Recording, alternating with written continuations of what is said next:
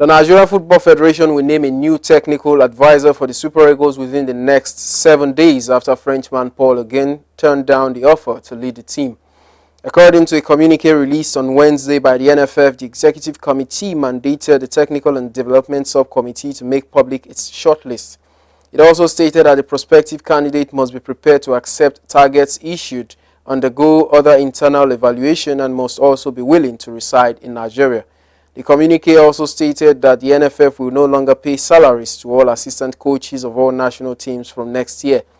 Furthermore, in the communique, the NFF stated that the newly appointed assistant coaches in the Super Eagles and Golden Eaglets, Unduka Ugbade, Imama Amaka Kpabo, and Aloy Agu and others, will only receive bonuses and allowances during national team duties.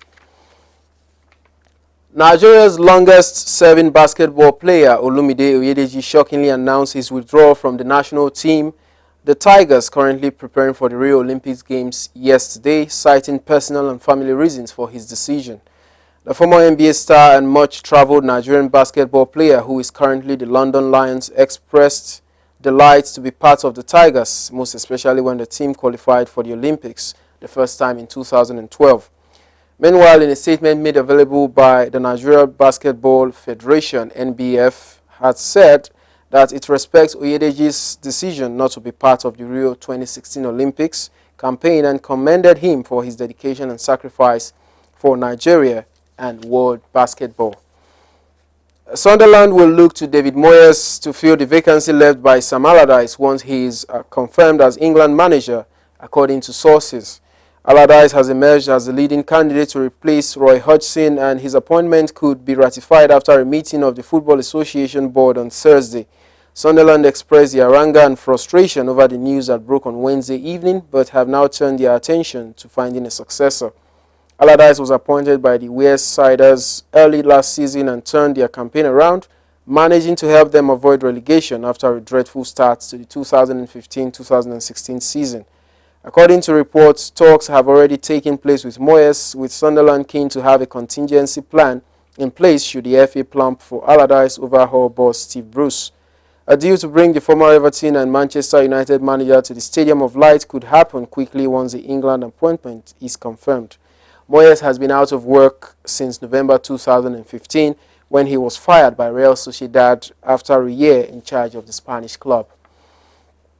British number 1 Johanna Konta reached the quarterfinals of the Bank of the West Classic in Stamford with a straight set win over Julia Basrap. The third seed, who received a bye in the first round, beat the American wildcard 6-3, 6-1 in just over an hour. Konta, the world number 18, hit 11 aces on her way to a comfortable victory, and the 25-year-old will play China's Sai Zheng, who beat Alice Cornet in her second-round match in the last 8 on Friday.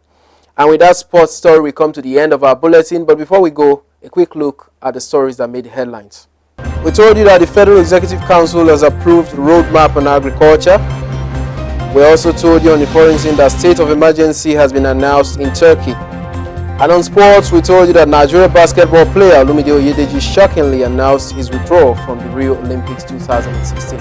Thanks for joining us on African Broadcasting Network News. Remember, you can follow us on social media, on Twitter at ABN Channel, on Facebook at ABN TV, and you can also watch replays of the news and other programs on our YouTube channel to subscribe, African Broadcasting Network. And also log on to our website www.abnchannel.net.